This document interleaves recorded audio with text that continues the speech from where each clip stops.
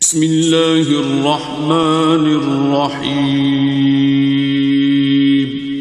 شروع اللہ کا نام لے کر جو بڑا مہربان نہایت رحم والا ہے۔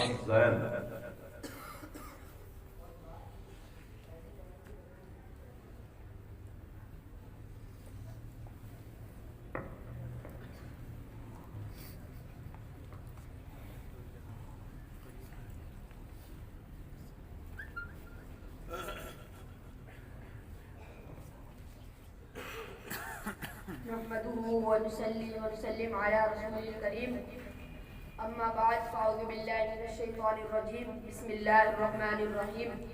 جناب صدر مجلس، معزز اساتذہ کرام اور میرے پیارے ساتھیوں، السلام علیکم ورحمۃ اللہ وبرکاتہ۔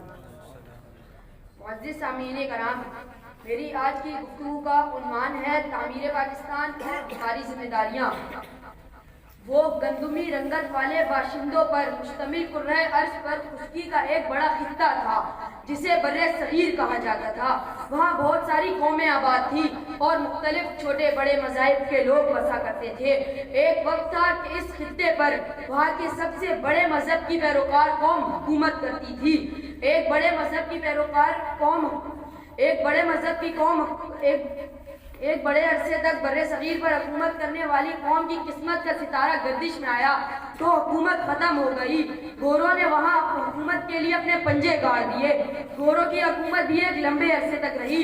گوروں سے قبل بر صغیر پر حکومت کرنے والی قوم کا ایک بڑا عرصہ غلامی کی زندگی کی صورت گزارنا پڑا۔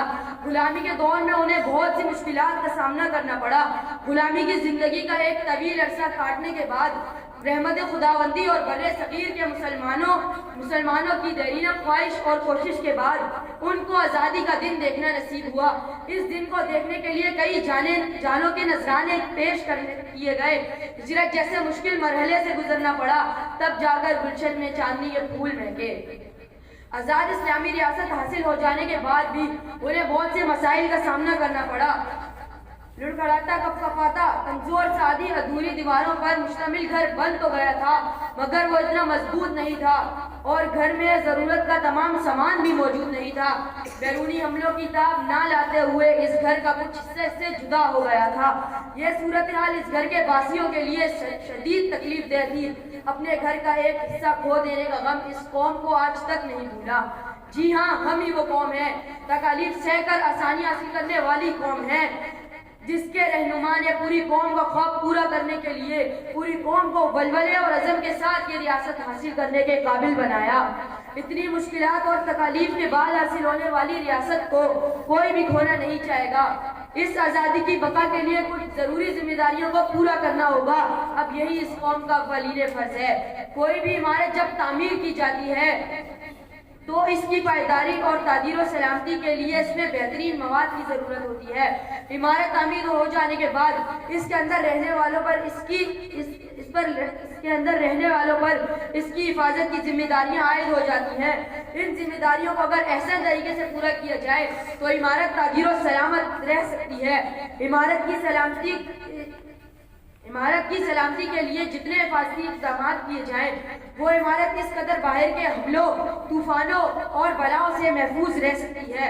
اور اگر اس کی خوبصورتی میں اضافہ کرنا مقصود ہو تو اعلیٰ حکمت عملی اور بہترین لائحہ عمل سے اس عمارت کی تعمیر کو آگے بڑھایا جا سکتا ہے اور اس کی خوبصورتی میں نئے رنگ شامل کیے جاتے ہیں۔